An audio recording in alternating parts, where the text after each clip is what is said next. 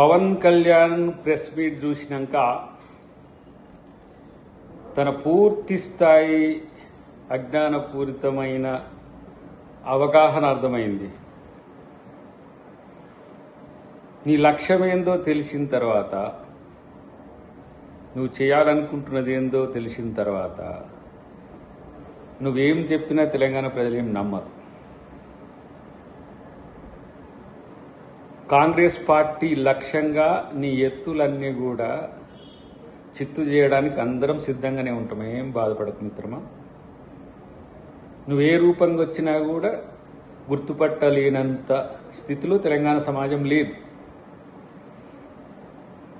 ఎందుకంటే నువ్వు మాట్లాడుతున్న తీరులోనే ద్వంద్వనీతి కనపడుతున్న పరిస్థితి ఉన్నది.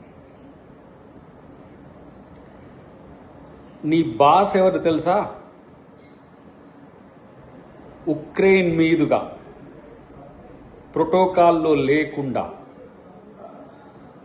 పాకిస్తాన్ వెళ్ళి నవాజ్ షరీఫ్ తల్లి కాళ్ళు మొక్కి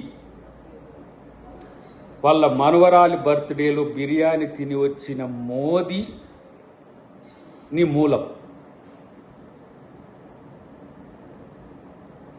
నువ్వు భారతదేశాన్ని ప్రేమించటమేమో, మేము ప్రపంచ మానవత్వాన్ని ప్రేమించే శక్తులం. గుర్తుపెట్టుకో. గదర్ అన్న పేరు చెప్తే ఏదో ఫ్లేవర్ అద్దితే తెలంగాణ అస్తిత్వాన్ని నువ్వేదో కాపాడుతున్నట్టు నువ్వు చేసే ప్రకటనలు ఎవరు నమ్ముతారు? 11 రోజులు తిండి తినకుండా ఇంట్లో వండుకున్నావు అంటే తెలంగాణ ఇవ్వడం అనేది ఎంత వ్యతిరేకించినవో చూసుకో. రెండవది, తెలంగాణలో కన్నుబడి కోనసీమ ఎండిపోయిందన్నావు. ఇవి చాలా వాయిగా తెలంగాణ మీద నీకు ఎంత ప్రేమో లేదనుకుంటారో. నువ్వు చేసిన కామెంట్స్ వెనుక అంతరార్థం తెలియదా? పేరెత్తడానికి కూడా ఇబ్బంది పడుతున్న పరిస్థితి నీది. సో పాకిస్తాన్ వెళ్ళిన మోదీని అడుగు, ప్రపంచం అంటే ఏందో. తెలంగాణ ప్రజలు ప్రపంచ స్థాయిలో ఆలోచించే వ్యక్తులు. గుర్తుపెట్టుకో. నిజామును నడ్డి విరిచిన ప్రాంతం ఇది. ప్రపంచ ఉద్యమాలకు పెట్టినిల్లు ఇది. నువ్వు ఎవరి కోసం వచ్చినా ఎట్లా వచ్చినా నిన్ను రాజకీయాలు చేసుకొని వద్దని ఎవడు అనలే. నువ్వే జెండా పీక్కొని ఆంధ్రప్రదేశ్కి పోయినావు.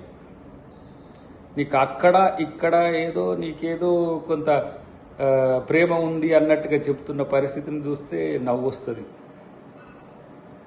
కాబట్టి మిత్రమా, రాజకీయాలు చేసుకో, కానీ తెలంగాణ మీద విద్వేషం చెందకుండా ఇప్పుడు ఉన్నట్టుగా ఇప్పుడు మాట్లాడినట్టుగా ఉంటే ఎవరు వద్దంటారు? ఎంతమంది పార్టీలు పెట్టుకుంటారు ఇక్కడ?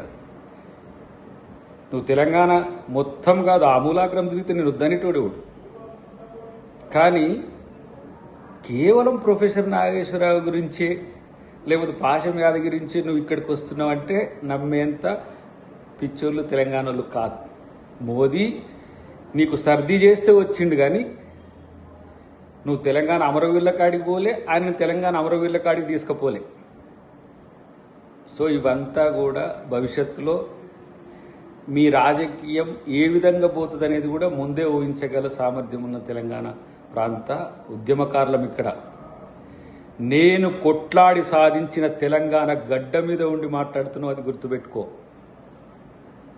తెలంగాణ అస్మిక, తెలంగాణ అస్తిత్వం ఏందో కనీసం రుచి తెలియదు నీకు. 1200 మంది చనిపోయిన తెలంగాణ తెచ్చుకుంటే 11 రోజులు ఉపవాసం ఉన్నావంటే అమరవీరులకు నువ్వు ఎలా నివాళులు అర్పించినట్ట? ఎలా సంబురాలు ఇక్కడ వచ్చి పంచాయతీ పెట్టినావు? దేనికి సంకేతం ఇది తెలియదా?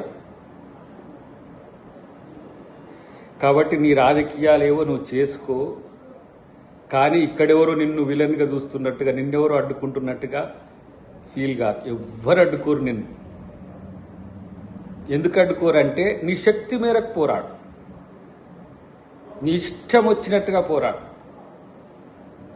నిన్నెవరెందుకు ఏమన్నారంటే నీకు ఆ స్వేచ్ఛ హక్కు ఉంది, కానీ ప్రాంతాల మధ్యన విద్వేషం వచ్చేటట్టుగా మాట్లాడితేనే హైకోర్టే మీకు తీర్పిచ్చింది.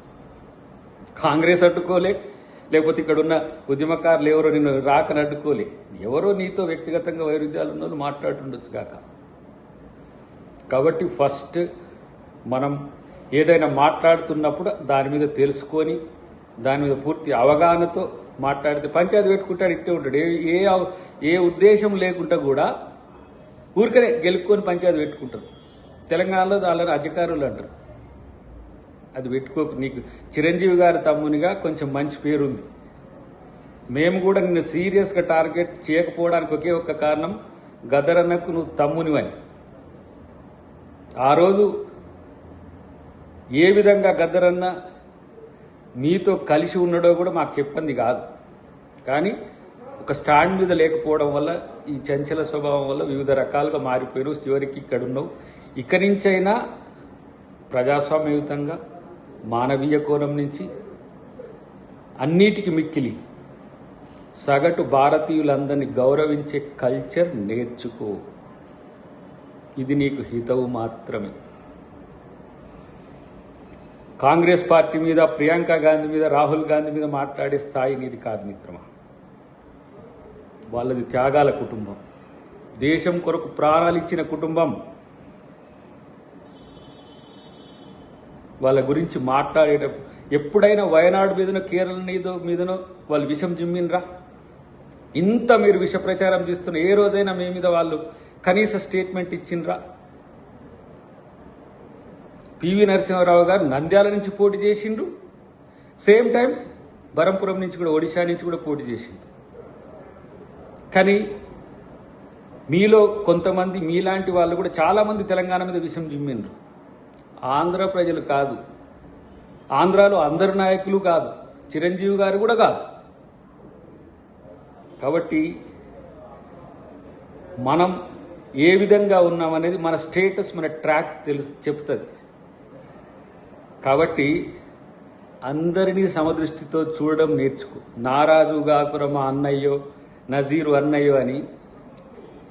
నజీర్లు ఒకరోజు వజీరు ఉంటే ఈరోజు నీకు శత్రువులైండ్రు. దేశం మొత్తం ఏ విధంగా కాంగ్రెస్ పార్టీ ఈరోజు అన్ని వర్గాలను, హిందువులను, ముస్లింలను, క్రిస్టియన్లను, బౌద్ధులను, జైనులను, అన్ని కులాలను, అన్ని మతాలను కలుపుకొని పోతుందో, ఆ కలుపుపోయే తత్వాన్ని గమనించు. కాంగ్రెస్ను కూడా కనీసం గౌరవించే కల్చర్ని పెంచుకోమని చెప్పి నేను పవన్ కళ్యాణ్కు తెలియజేస్తున్నా. మీరు రావచ్చు, పోవచ్చు, రాజకీయాలు చేసుకోవచ్చు, కానీ తెలంగాణ ప్రజల్ని ప్రేమించడం నేర్చుకోండి. ఫస్ట్ అది ముందు నేర్చుకుంటే మీలాంటి వాళ్ళకి అది మంచిది.